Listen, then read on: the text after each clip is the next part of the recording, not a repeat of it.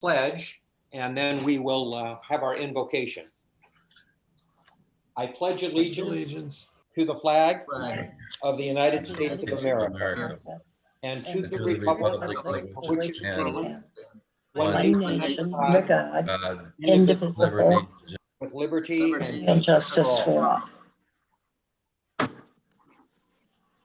Thank you very much. And if you can put yourself on mute, that would be great. And then I'll ask you to take yourself off mute when it's your time to talk, or if we have questions.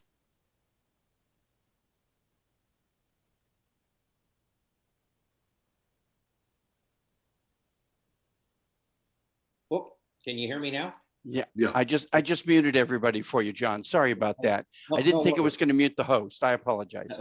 That's all right.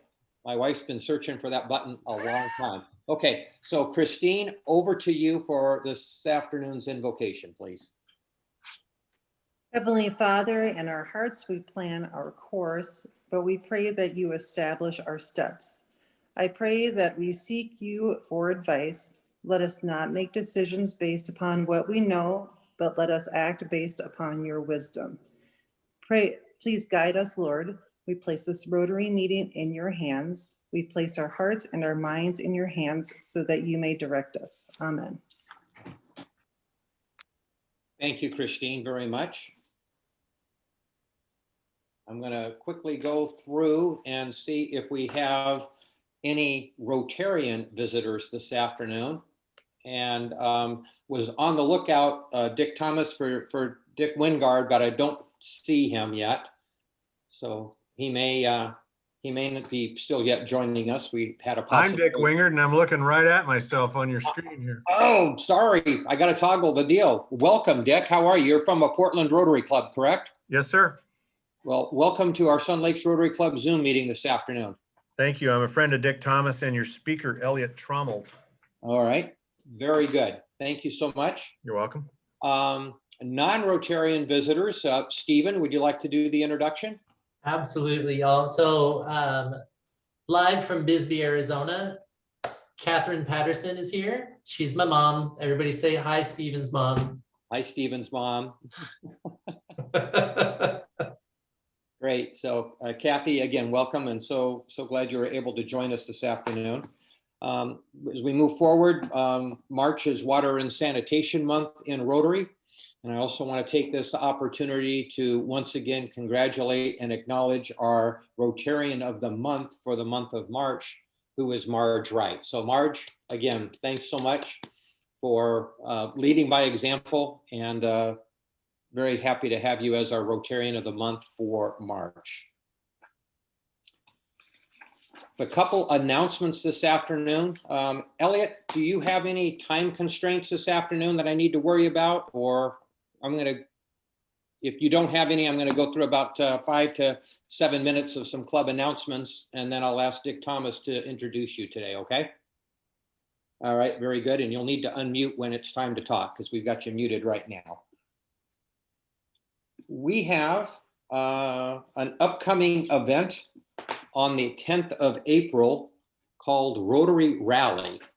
And I don't know if how many of you might have seen that on our Facebook page already or received, been out to our website and looked at it, but I'm asking either Scott or Christine this afternoon to maybe share a few words about this event, what it's all about, and kind of save the date, and I'll turn it over to you. And I'm just simply going to say it's going to be fun, fun, fun. Like the T-Bird drove it away. We're having a rally. And this is the first annual, which means we get to do it again next year. Oh, you can't hear me. Is that what you're trying to tell me? No, I can hear you. Oh, well then why are you giving me the ear, Mr. Fair? Be fair and be nice. This is Ready, Set, Go. It is our Rotary Rally. It's going to be a combination of social distancing, scavenger hunt, and fun and games. You get to meet a variety of different people at different businesses who sponsor a multitude of events and activities for our club.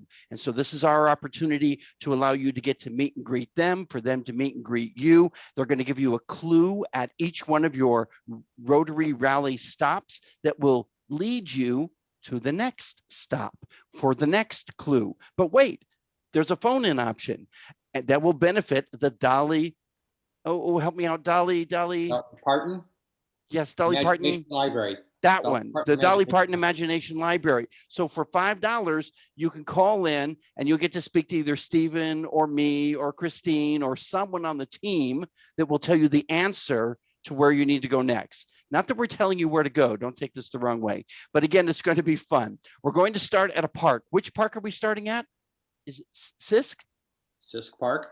Sisk Park. We're going to start at Sisk Park, and then we're all going to jump into our rallies and drive to our destinations with our first clue. But be careful, because not everybody has the same clue. So you may go to different destinations at different times. That's all part of the rally and the fun. And then we will end up back at a secret ultimate destination where we will have additional music and fun and games and activities where we can all safely, with or without masks, depending on your shot status and what your comfort level is, and socially, physically distanced appropriately with a lot of fun. Did I mention it was going to be fun? Yes. I'm done. Can you hear me? Yes, go ahead. Yeah, I just, is this with cars or golf carts? Cars. Oh, cars. Yes. The whole idea is that you should load up the car with your family, your friends, and people who you want to introduce to your Rotary family. Okay, thank you. I love when they ask good motorcycles. questions. Yes. Motorcycles are okay, too. Motorcycles. I don't think they can make it on a golf cart, though. It's a little too far. It might take a little while. We'll wait for you, Larry, if you prefer the golf cart. Well, no, but how far away are we going? Well, I live just south of Tucson. Well, okay, I can take a cart there. Everything's local. It's going to be within the local Sun Lakes district. Oh, okay. One of the clues will take you to my mom's house in Bisbee. We're okay. Kathy, in case you didn't know that, they're coming. Sorry, Mom, that's why you're here. So Scott, I saw 8:30 to get started at Sisk Park. I'm assuming there'll be some additional review of the event and instructions, and then folks will be let loose. And for planning purposes that afternoon or later that morning, the expected wrap-up time, or everybody's back to the secret location at what time? And then at what point would you say things are being somewhat adjourned? The whole thing starts at 8:30. We get in our vehicles by 9, and we should be back at the secret destination between 11 and 11:30, and we are wrapped at 11:30. Okay. So All the right. weather's still good. Yes, Val, I will answer that hand. Is there a fee to participate in this? Is that Yes, part of you the need- fundraising? Yes, you need to get financial services from Stephen Fair. You need to hire me as your No. DJ. I- Dick is laughing. No fee. What's the date on that? April 10th. 10th. Saturday, April 10th.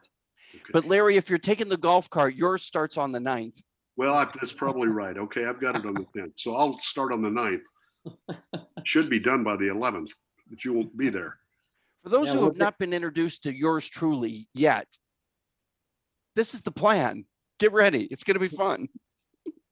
All right, so we have a few weeks here before the 10th of April for people to digest this information that's been made available to date.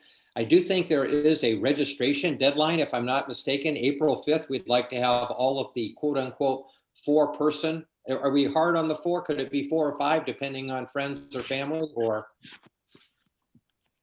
I think it could be 5, depending on the family size. Sure. Okay, all right, but they need to register by the 5th of April, is that correct?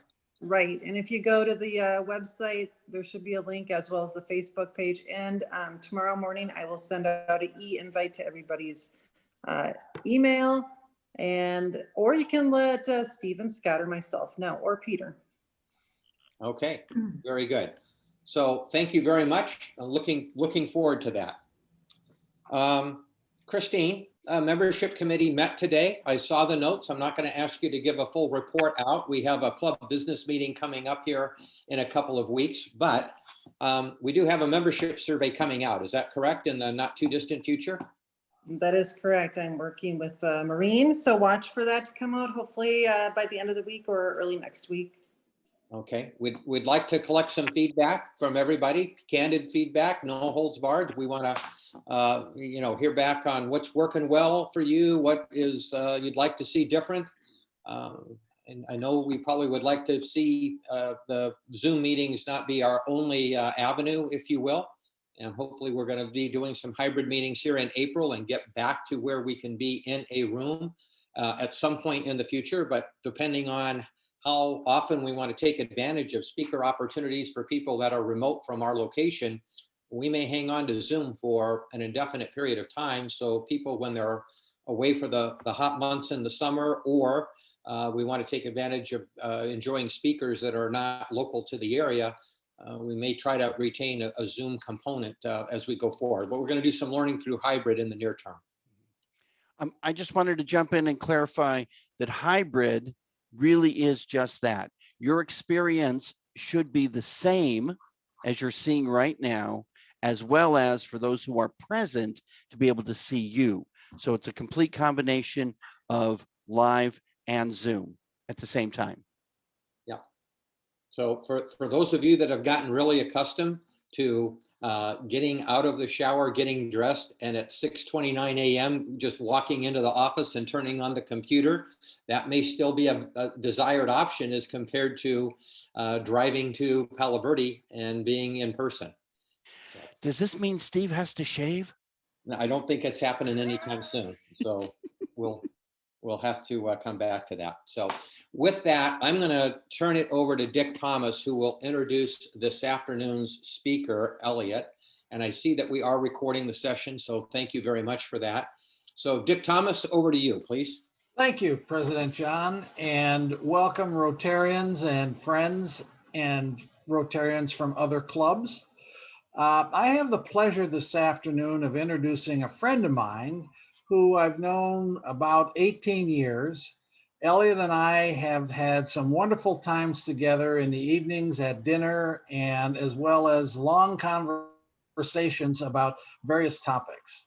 Elliot's education, secondary and post-secondary education, started at Yale University, graduating in 1959 with a BA in American Studies.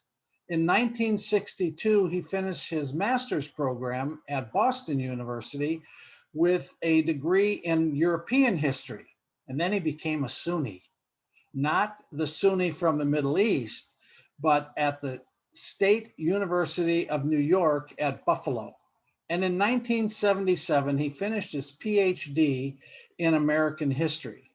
In 1962, Elliot began teaching and taught from 1962 until 2001, teaching history in various schools in New York, New Jersey, Australia, and Massachusetts. In 2001, Elliot retired and moved back to Portland in 2003. He was an adjunct lecturer at the University of Massachusetts and at Clark College in Vancouver, Washington. He was the commissioner for the Oregon Lincoln Bicentennial Commission from 2007 to 2011. He's lectured and was leading discussions and seminars at diverse venues, acting with the Sherwood, Oregon Senior Players and Senior Encore Players. Elliot loves biking, no matter the weather in Portland. He loves writing, reading, and most importantly, negotiating 60 years of marriage with his wife, Dagny, and growing wiser with the lives of his two daughters and expanding his soul, as he says, with his grandchildren and one great-grandson. Let me introduce you to Elliot Trommel. Elliot, it's all yours. Well, Dick, you're always informed. And I guess maybe having listened to a number of you that I should talk more about Lincoln's humor than about what I'm going to talk about. But living in Portland, as you probably know, it's been a hotbed of protests and queries as to just where this country is going and where Oregon is going. But the humor is something that I think you all would probably enjoy. I'll leave that for another time. But Lincoln was a great humorist, and he needed it. He needed it very badly while he was president. And actually, a journalist asked him once, he said, well, why did you publish all of your stories in a book? And he said, oh, I couldn't do that. He said, a book would stink like 1,000 privies, because he had a very strong off-color jokes and he loved them. Maybe we'll do some at the end. But what is interesting to me, and listening to the way we are living our lives today, is Lincoln remains for me at the center of what we are as a people. Now we can argue about this. You had originally announced this as about why Lincoln mattered, which would have been a history lecture and very boring. This is an opinion piece. So why Lincoln matters is basically why I think he matters. And I will argue with anybody on this because I am sure he matters more than any other political individual in our history. Look what has happened to us today. The similarities to what Lincoln lived through and what we lived through are almost identical. We're dealing with similar issues, but in a different context. And so what I want to do is to clarify how Lincoln got to where he got, and then take a look at where we are today and how we might get out of it. It's interesting that just this year, the very issues that were uppermost in Lincoln's mind were looked at by a New York Times article, their book really, the 1619 Project. And there was a terrible reaction to that book across this country. And there was also a very positive reaction. And then recently we had a 1776 commission that was going to talk about patriotic education that was lacking in the, to them was lacking in the 1619 Project. And that report was published January 18th of this year, just last month. And then 2 days later, an incoming president killed it. And that's really where we are today. We are still wondering, does Lincoln matter? And I'm saying right through this that he does matter. We still don't know who we are. Lincoln tried to tell us who we are, and I think he did a very good job of it. But very few people agree with it. It's not accidental that there have been 17,000, almost more now, more than 17,000 books written on Lincoln. No other American has had that type of coverage. And none of the books really agree with one another. They're all taking different aspects of him at different time. Why? Because he matters, because he's lived through what we are as a people. So let's go back. Got to start with a history lesson. And that is to look at the founding of this country, 1776 to 1787. And that's an 11-year period, which is precisely the same amount of time that Lincoln lived once he zeroed in on the problem. He did it in 1854, and then he was assassinated in 1865. But what he did is he took the Declaration of Independence and the Constitution, and I'm going to have to ask you, feel free to ask any questions afterwards, because I'm not going to be able to really expand on each part of these as much as I would like to, but you don't have the hours that we would need. The unresolved issues of our founding are what Lincoln was interested in.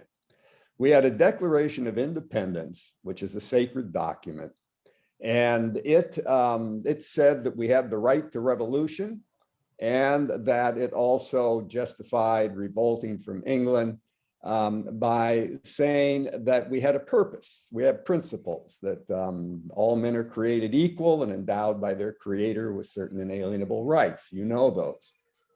Well, that is a very interesting document, but the 13 colonies that rebelled found out their government wasn't strong enough, so they needed a stronger government. But they also wanted to preserve what they had. Now, the Declaration of Independence was a propaganda document. It didn't mean what it means today. And if you read it, it's a rather silly document. And I think many of you would say, what do you mean self-evident truths? self-evident truths means see it my way. And so, but the philosophy was there and the principle was there, but as soon as we got out of there, we were more interested in self-interest and seeing to it that we would be able to continue the self-interested interests that we had developed in the years preceding 1776. And that we did. So we had to create a document that would give us a stronger government, because these 13 colonies were now 13 free and independent states, each with their own foreign policy, their own currency, their own religious habits. They were all different, but if we could not defend ourselves in a world that might be dangerous, so we had a stronger government. Many of you probably read the Federalist Papers, and you know that this country was created on the basis of resolving conflicts of self-interest. The government had to do that, and each state had its self-interest. And so we had to create a government that would somehow deal with that.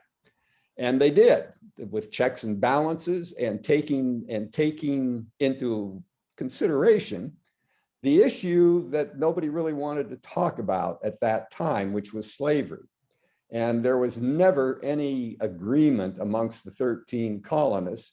And within each colony, there were people that had different attitudes toward it for economic reasons, moral reasons, religious reasons, but they were there, but they protected it.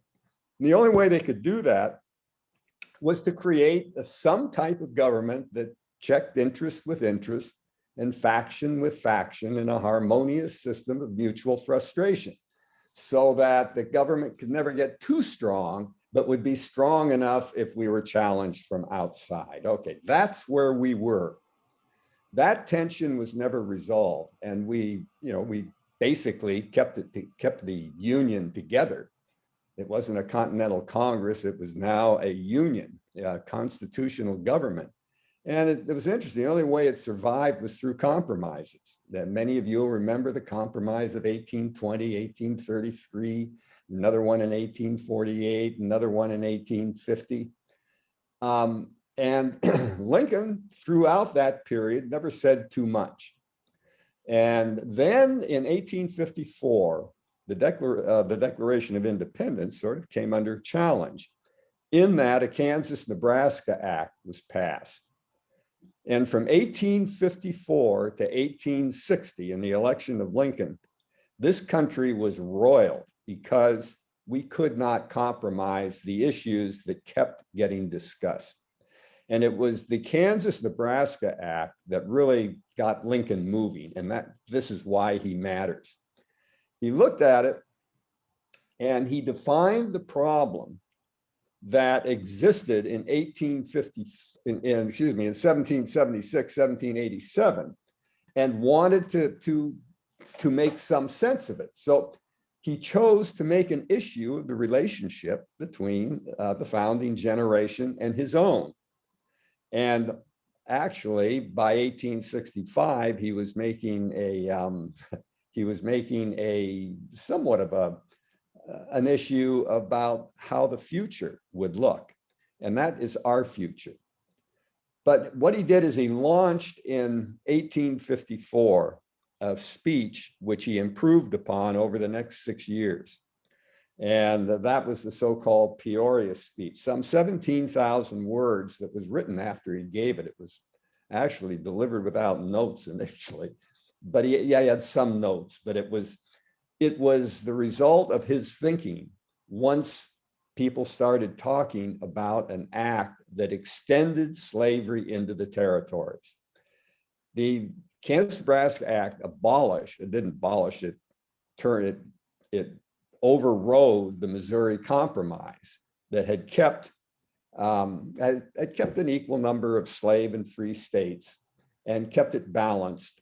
But now there was territory above the Missouri line, which had said above the 3630, there would be slavery. Below it, above it, there was no slavery. Below it, there would be slavery. And then the Kansas and Nebraska territories came into the Union. And the question was, could they have slavery? Well, now we have a constitutional issue.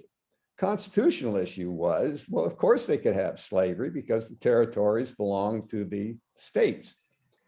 But if a Massachusetts individual can bring its property into the territory, then why can't a Southerner bring their property in chattel slavery into the territory? That is a constitutional guarantee, and Lincoln knew that. But he also knew that, gee, we don't want to have a continuation of this thing. So what he did is he studied very carefully for a good year and a half, 2 years. And what he did is meticulously reconstruct the voting records of those who signed the Constitution of 1787 and yielded two conclusions, a negative and a positive one. He said, the plain and unmistakable spirit of that age towards slavery was hostility to the principle and toleration only by necessity. So he went on this bandwagon, and he was not going to permit slavery to enter north of the 3630, which had been guaranteed by the Missouri Compromise. Excuse me, he was not going to let it, which the Constitution was giving them the power to do. And he wrote in that first speech, he said, our progress in degeneracy appears to me to be pretty rapid. As a nation, we began by declaring that all men are created equal. When the Know-Nothings, which was an anti-immigrant party, these issues are the same ones we have today, immigration and the consequences of slavery. He said, all men are created equal. When the Know-Nothings get control, it will read, all men are created equal except Negroes and foreigners and Catholics. When it comes to this, I shall prefer immigrating to some country where they make no pretense of loving liberty. To Russia, for instance, where despotism can be taken pure and without the base alloy of hypocrisy. So on the question of liberty as a principle, we must continue to recognize that principle or we have no country, is what he was arguing. So he came to that by a wonderful way, and I guess I'm not going to go into the fragment. He wrote fragments where he was trying to figure out what was his view of slavery. And this is something, again, why Lincoln matters. We should be doing the same thing before we spout off. I'm thinking, for instance, we just recently hear somebody screaming about Neanderthal thinking in dealing with a problem that exists with the COVID business. Lincoln moved away from that, and he took all issues, avoided the extreme, and tried to make sense of them. Now, it was easier to do perhaps in the 1850s than it is today because we do tweets and Facebook and one sentence answers to all of the complex problems. His first, his speech, and then later, 1858, Lincoln-Douglas debates.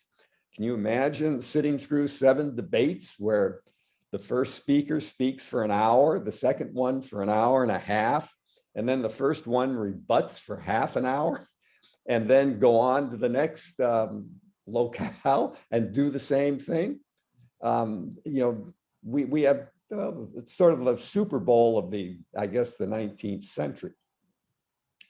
But at any rate, what happened is that throughout the 50s, tempers flared in Congress, and we began to see less and less willingness to compromise on this very important issue, which is at the very heart of what we are.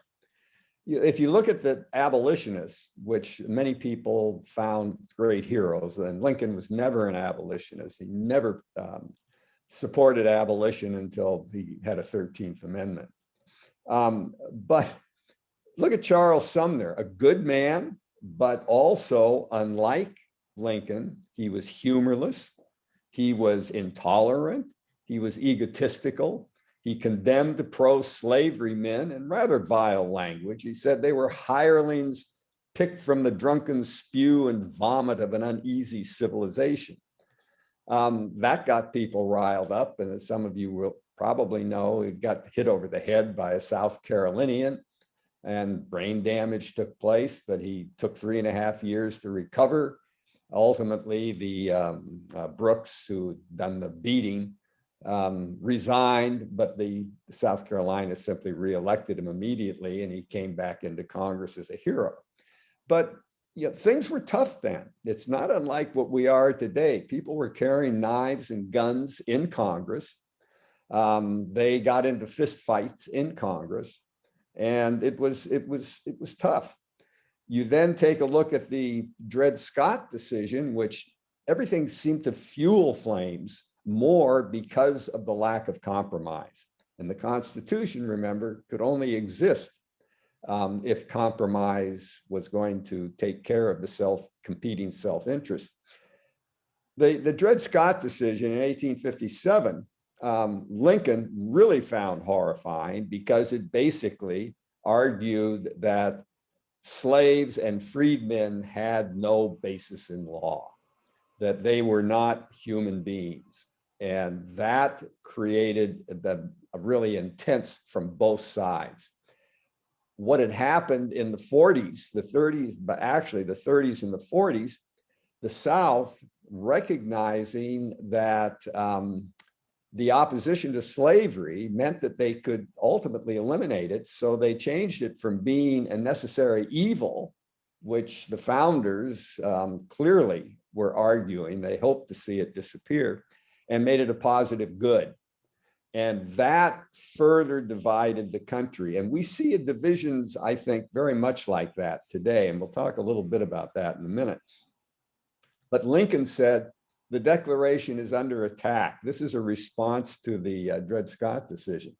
And he said in language that he cleaned up, but this was one of the strongest statements I think he'd made.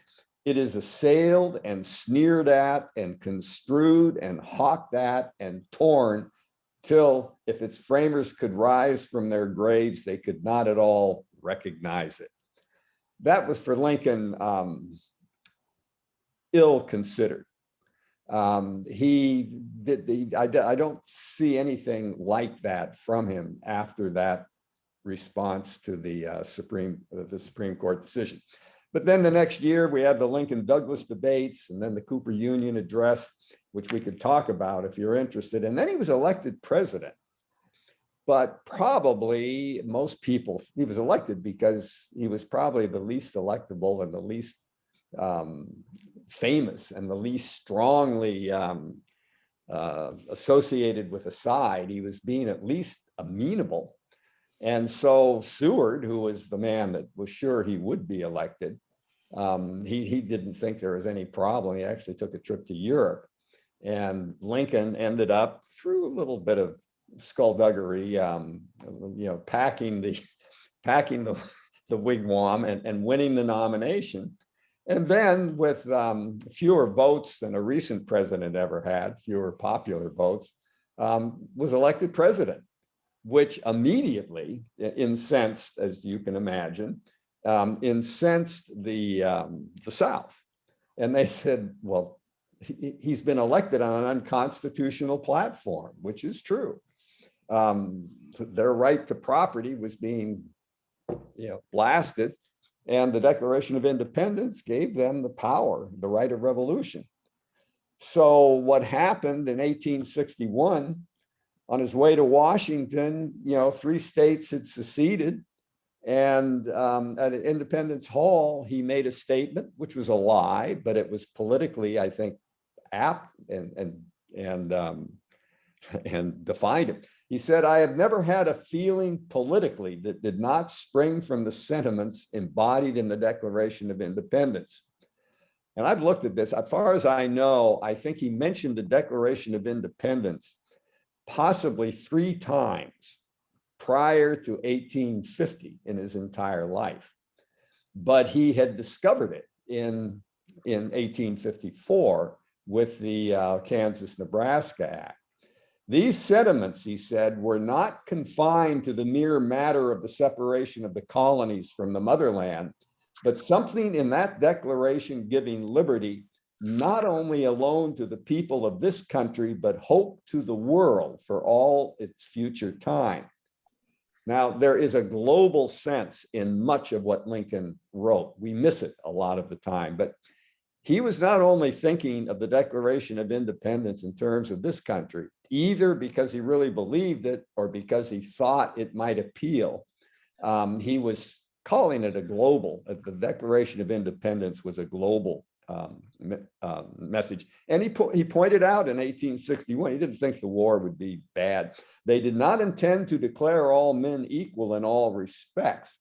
Rather, they meant to set up a standard maxim for free society, which should be constantly looked to, constantly labored for, and even though not attained, approximated. And that goes back to the preamble, you know, we the people, to gain a more perfect union was what they were talking about in 1787. Well, the South had a response in the famous cornerstone speech of Alexander Stephens. Doesn't define where we are today, but I see real similarities between this. Stevens said, the vice president of the Confederacy said, we're passing through one of the greatest revolutions in the annals of the world. Seven states have within the last 3 months thrown off an old government and formed a new. Our new government is founded upon the great truth that the Negro is not equal to the white man, that slavery subordination to the superior race is his natural and normal condition. This, our new government, is the first in the history of the world based upon this great physical, philosophical, and moral truth. Now, it's interesting. The Confederacy said that they believed in the Declaration of Independence, absolutely, the right of revolution and their definition of equality. And if they rewrote the Constitution, basically as it was written in 1787, but they put a little more emphasis on states' rights. That was the situation in 1861. And what happened? The war came. The South was legally justified, I think, in its secession. Well, you can make an argument if you put yourself in the context of 1861 that the South had reason to secede. If the war came, Lincoln, though, was literally going to war not so much to save the nation as he was to make the nation worthy of saving. That's the way he saw it. So once we had left, the war became far worse than he'd ever expected. He never expected the horrors. And I don't think he ever escaped taking responsibility for it. That became a real problem. But he gave his annual message in December of '62, we should remember, because I think they apply to today also, which is another reason why he really matters. The dogmas of the quiet past are inadequate to the stormy present. As our case is new, so we must think anew and act anew. We say we are for the Union. The world will not forget that we say this. We know how to save the Union. The world knows we do know how to save it. And we here hold the power and bear the responsibility. In giving freedom to the slave, we assure freedom to the free. Honorable alike in what we give and what we preserve. We shall nobly save or meanly lose the last best hope of earth. And then he said, the way is plain, peaceful, generous, and just. He's speaking of the Emancipation Proclamation as being plain. It was clear. It was not to emancipate the slaves. It was a military piece. It is peaceful because it's not interfering with slavery. It's generous because it was going to compensate slave owners if they would come back into the Union. And it was just, according to him. Well, it didn't appear as plain, peaceful, generous, or just to a lot of people in the North and most people in the South. So this is where we are. So he speaks loudly, but we have difficulty hearing the noise, hearing him. We're talking about whether or not the dogmas of the quiet past are inadequate to the stormy present today.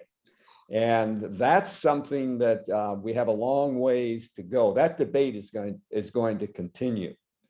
But we continually invent Lincoln anew ever since he died. First, he was the great unifier, which the South could accept. Then he was the emancipator.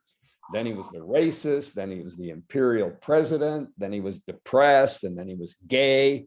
And then he was a failure. And we still have those. The 4 books I've read this year on Lincoln would not have been written 20 years ago, but I love them. I've wrapped myself in them. They make sense to me. 2 documents as president are sacred scripture today. One is the Gettysburg Address, and the other is the second inaugural. And it's interesting that they too, I think, speak very loudly to us. The Gettysburg Address in his time was roundly condemned in huge sections of the country as simply turning the Civil War into what they called a niggers' war.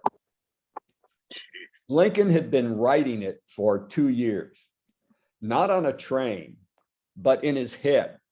And it buried states' rights ideology. But for Lincoln, the Civil War was not just an American war. It had a meaning for the world. 7 years. We're engaged in a great civil war to see if this nation or any nation so conceived can long endure. That's important.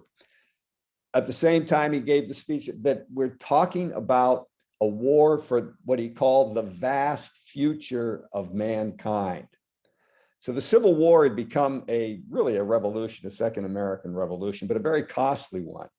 And no other president has ever grappled so completely with the issues of constitutional government and defining what a Republican democracy would be, and at the same time give some kind of moral vision and moral power to face the future. That's a lesson, and that's why Lincoln matters. The second inaugural likewise looked to the future. Too many Americans, particularly in history class, they end up saying that, oh, that was the end of the Civil War. For Lincoln, it was just the beginning, and it probably contained, we don't know this, to me, it contained a sense of Lincoln's failure, that I think he may well have thought that he had failed. One, he didn't expect the war to be as long lasting or as bloody as it was, but he did not know how to handle the future. And that really bothered him. Here we come to Reconstruction, and we're talking about creating a nation, a new nation. Well, what's it going to look like? He said that we must be able to act, without malice, with charity for all. No other president has tried to do that. So he got rid of slavery, but what he left in its wake was a badly divided nation. The 2 most divided periods in our life since 1787, as far as I'm concerned, are definitely the Civil War period and what we are going through right now. There is nothing that seems to unite, and the government that we have it seems to be questionable. We're talking about platitudes that go back to 1787, but bipartisanship does not seem to be a possibility in our future. We can talk about it, but I don't know in the last 20 years, so just go the last 11 years. Certainly in the last 11 years, the bipartisanship had disappeared. I would actually take that back to at least 2000.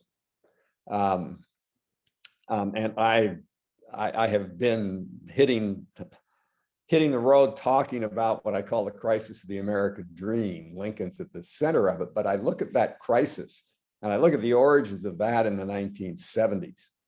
But what we are seeing in the last 2 presidential administrations, and it's hard to do it because the last president it's hard to generalize from that. But the most important part of that is that basically half the country voted for that and voted for that approach.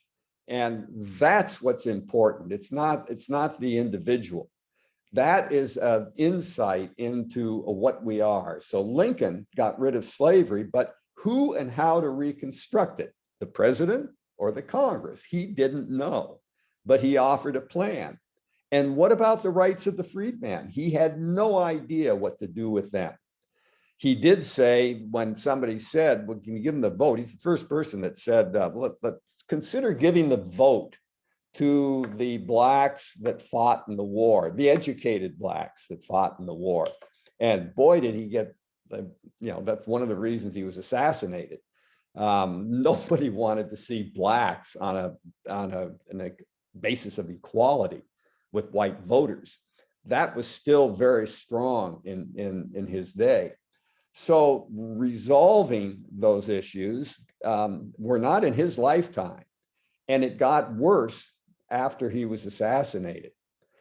Lincoln was very unpopular. Even the second inaugural was not all that popular by a lot of people, certainly foreigners. But we look at it as a way of seeing this world in a new way. I just picked up that we're coming to the end here, and which I will. And so what I would say in concluding, I'll jump through it. We should talk about the Lincoln Memorial and what it has meant to Americans. But the Civil War is what Lincoln said it was, and he really defined the nation we know today. And he redefined the meaning of the Declaration of Independence. He reimagined the future, and that would be one of the things that he lets us all consider. He said, we have to reimagine a future beyond our death. And he did that. And I don't know that we do that today. We are so, because it's a different world, it's a technological world. We're so into our own world, we don't think much beyond our death. And that is going to change, I think, a lot of the, both the debate and the concerns for the type of government that we evolve. But I really don't see that the Constitution as it originally existed is a viable document. And if you take a look at what Lincoln did, what he basically did was by creating a nation where we'd had a union of free and independent states. Now we had a nation. And the word nation was used. The United States, it used to be the United States are a great country, the free and independent states. After the Gettysburg Address, the United States is. It took a singular, and we still try to define it. So his untimely death leaves us, I guess, with an understanding of, or a question of what might he have done? And can we grow? Can we imagine a future? Can we somehow embrace the politics he lived and the humor that sort of energized his life? That's a story in and of itself, because the humor was there, even though the tragic sense and the melancholy of his last days are there for us still to contemplate. Lincoln matters, and I think he should matter to all of us. Humility and a lack of arrogance, and a lack of self-righteousness, and a willingness to say, I may be wrong. That's a wonderful way to leave a present to this country.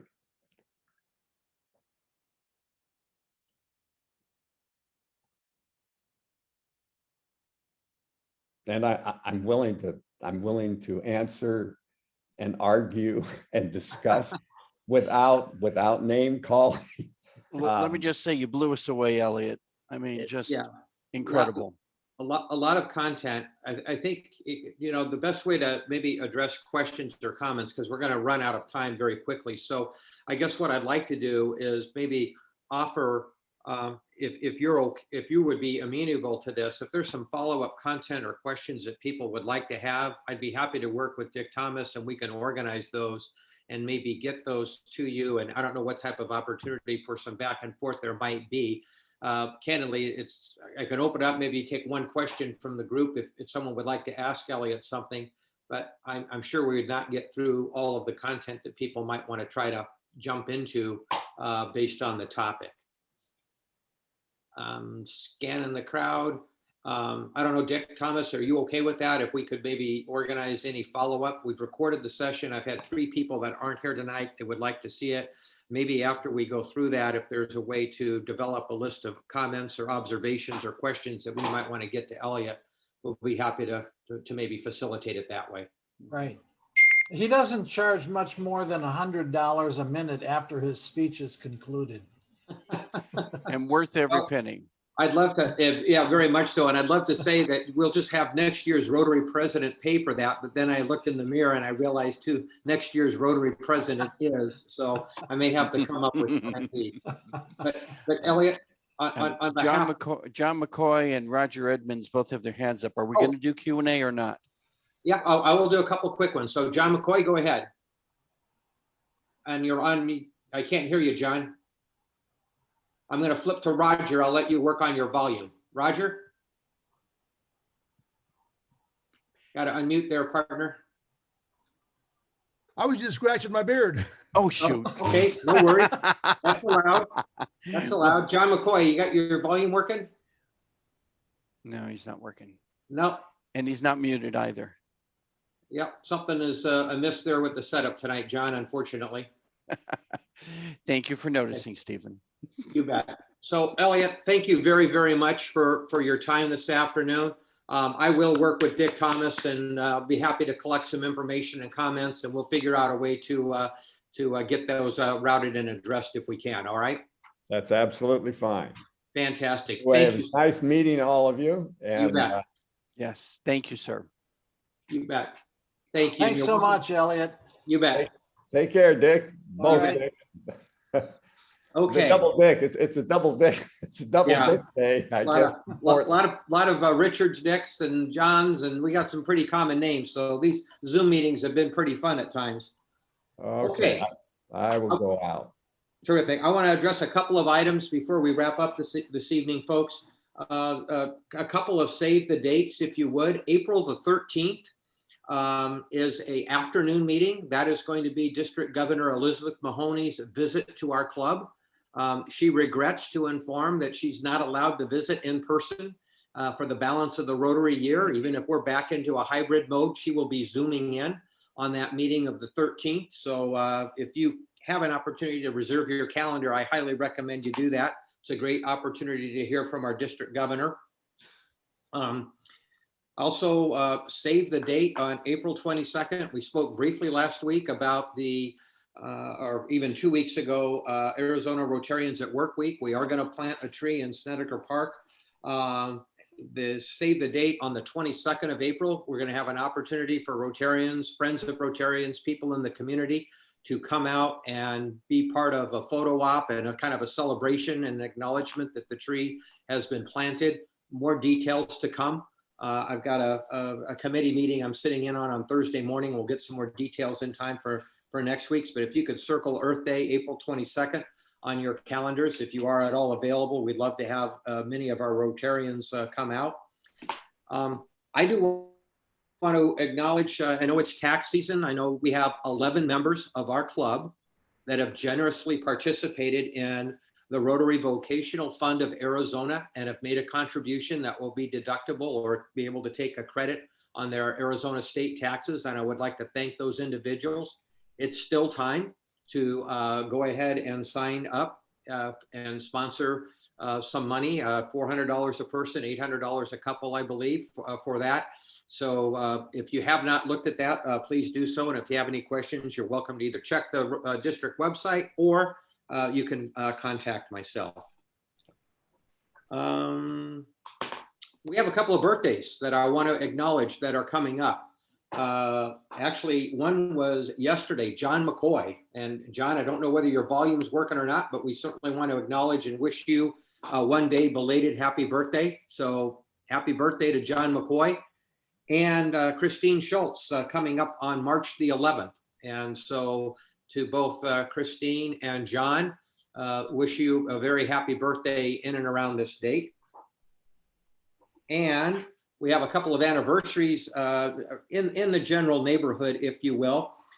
Leo and Patty Schlueter, March 13th, I think Leo is the date. Hopefully that's correct. 28 years coming up. So congratulations to you. Thank you. And during our social time this afternoon, we acknowledged Dick and Nadine Vogel a bit, but now that we have most everybody on the call, coming up on March 15th, 68 years. So Leo, you and Patty are only 40 years behind them. Good luck catching up. 68 years. Congratulations, Awesome. Dick. Awesome. And Nadine, I think, is there with you. I know it's a bit early, but on behalf of the Rotary Club, we're all waving and happy anniversary to you. Thank you so much. You're most welcome and very deserving. Are we at the top of the hour? Well, we've got 5 minutes maybe. I will do a lightning round. Happy, sad, if anybody wants to get something out of their wallet or on the table today. And if I don't get to you today, we'll pick it up next time. So Stephen Fair. 5 happy for my mom. 5 happy. I'm sorry, my speaker's broken. It came through as $25 for your mom. Did I have that right, Stephen? $5. $5. Wow. $5. Come on, add some zeros. Kathy, I tried. Okay. 0.5. There we go. Got it. Oh boy, you're gonna pay for that one. Anybody else on happy, sad this afternoon? Kim Rector. Kim. I have 20 happy dollars for my sister Tina, who came from Seattle to visit me. And I took her up to Prescott today to visit with her biological father. She just found 2 years ago. She spent 2 days with him and she gets to spend a week with him and his wife. So to get to know each other, and he didn't even know she existed, and she's 53 years old. So wow. That was $3. 20. Don't sell it short. Okay. Hey, it's this is it the truth thing that always gets in my way of having a good time here at these. There meetings. you go. Thank you, Kim. Yes. Any others this afternoon? Hey, John, I'll be $10 for being fully vaccinated and still standing, and another $10 for going into spring break next week, which I'm grateful for. Grateful for both of those and good job. Those of us that don't have any shots yet, I don't want you to think I'm bitter or upset that I keep hearing about everybody that's had their second shot, all right? Because that would be unfair. Okay, but congratulations and happy for you. Any others this afternoon? Elaine, are you waving your hand or are you just moving around back there? I don't see Elaine's hand waving in the air. No, I'm just drinking. I'm drinking. Okay. A little less drink and a little more happy, sad. Thank you.